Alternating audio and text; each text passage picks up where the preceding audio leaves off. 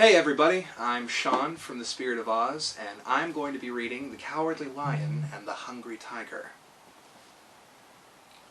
In the splendid palace of the Emerald City, which is in the center of the fairyland of Oz, is a great throne room, where Princess Ozma, the ruler, for an hour each day, sits in a throne of glistening emeralds and listens to all the troubles of her people, which they are sure to tell her about. Around Ozma's throne, on such occasions, are grouped all the important personages of Oz, such as the Scarecrow, Jack Pumpkinhead, Tick-Tock, the Clockwork Man, the Tin Woodman, the Wizard of Oz, the Shaggy Man, and other famous fairy people. Little Dorothy usually has a seat at Ozma's feet, and crouched on either side of the throne are two enormous beasts known as the Hungry Tiger and the Cowardly Lion. These two beasts are Ozma's chief guardians, but as everyone loves the beautiful girl princess, there has never been any disturbance in the great throne room, or anything for the guardians to do but look fierce and solemn and keep quiet until the royal audience is over and the people go away to their homes. Of course, no one would dare be naughty while the huge lion and tiger crouched beside the throne, but the fact is, the people of Oz are very seldom naughty. So Ozma's big guards are more ornamental than useful, and no one realizes that better than the beasts themselves. One day, after everybody had left the throne room except the Cowardly Lion and the Hungry Tiger, the lion yawned and said to his friend, "I'm getting tired of this job. No one is afraid of us and no one pays any attention to us." "That is true," replied the big tiger, purring softly. "We might as well be in the thick jungles where we were born as trying to protect Ozma when she needs no protection, and I'm dreadfully hungry all the time." "You have enough to eat, I'm sure," said the lion, swaying his tail back and forth. "Enough perhaps, but not the kind of food I long for," answered the tiger. "What I'm hungry for is fat babies. I have a great desire to eat a few fat babies. Then perhaps the people of Oz would fear me, and I would be more important." "True," agreed the lion. "It would stir up quite a rumpus if you ate but one fat baby. As for myself, my claws are as sharp as needles and as strong as crowbars, while my teeth are powerful enough to tear a person to pieces in a few seconds. If I should spring upon a man and make chop suey of him, there would be wild excitement in the Emerald City, and the people would fall upon their knees and beg me for mercy. And that, in my opinion, would render me of considerable importance." "After you had torn the person to pieces, what would you do next?" asked the tiger sleepily. "Then I would roar so loudly it would shake the earth, and stalk away to the jungle to hide myself before they could attack me or kill me for what I had done." "I see," nodded the tiger. "You really are cowardly." "To be sure. That is why I am named the Cowardly Lion. That is why I have always been so tame and peaceable. But I'm awfully tired of being tame," added the lion with a sigh. "It would be fun to raise a row and show people what a terrible beast I really am." The tiger remained silent for several minutes, thinking deeply as he slowly washed his face with his left paw. Then he said, "I'm getting old, and it would please me to eat at least one fat baby before I die. Suppose we surprise these people of Oz and prove our power. What do you say?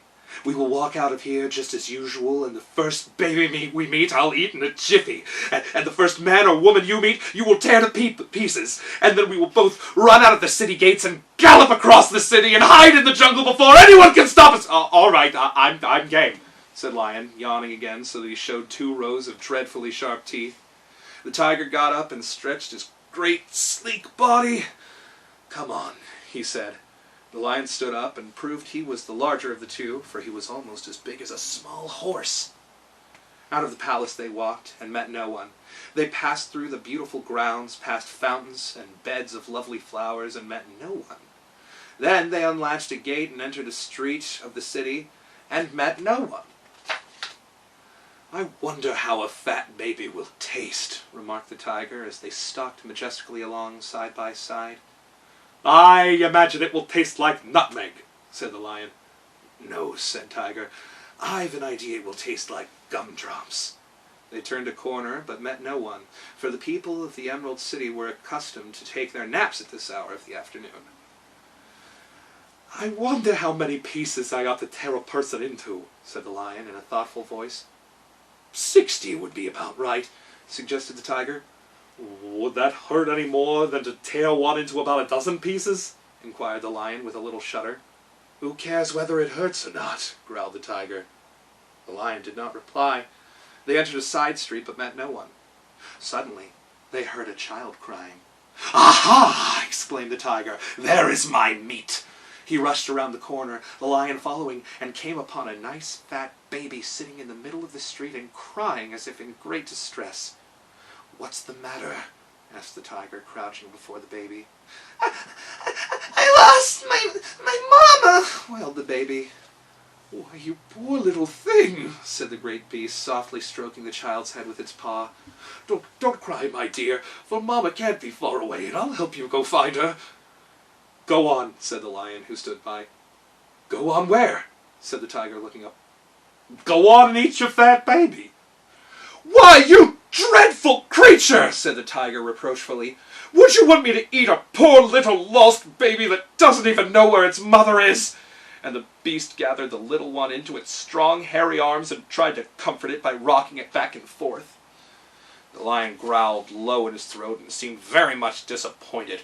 But at that moment, a scream reached their ears, and a woman came bounding out of a house and into the street.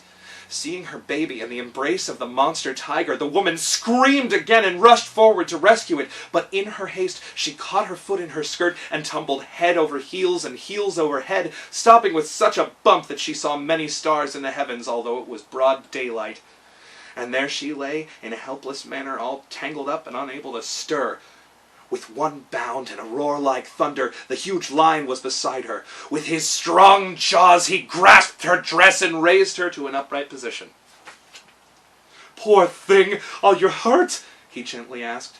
Gasping for breath, the woman struggled to free herself and tried to walk, but she limped badly and tumbled down again. "My baby!" she said pleadingly. "The baby is all right, don't worry," replied the Lion, and then he added, "Keep quiet now, and I'll carry you back to your house, and the hungry tiger will carry your baby." The tiger, which had approached the place with the child in its arms, asked in astonishment, "Aren't you going to tear her into 60 pieces?" "No, nor into 6 pieces," answered the Lion indignantly. "I am not such a brute as to destroy a poor woman who has hurt herself trying to save a lost baby. If you are so ferocious and cruel and bloodthirsty, you may leave me and go away, for I do not care to associate with you." "That's all right," answered the tiger. "I'm not cruel, not in the least. I'm only hungry. But I thought you were cruel." "Well, thank heaven I'm respectable," said the Lion with dignity. Then he raised the woman with such gentleness, carried her into the house, where he laid her upon a sofa. The tiger followed with the baby, which he safely deposited beside its mother. The little one liked the hungry tiger, and grasping the enormous beast by both ears, the baby kissed the beast's nose to show he was grateful and happy. "Thank you very much," said the woman. "I've often heard what good beasts you are, in spite of your power to do mischief to mankind, and now I know that the stories are true. I do not think either of you would have ever had an evil thought." The hungry tiger and the cowardly lion hung their heads and did not look into each other's eyes, for both were shamed and humbled.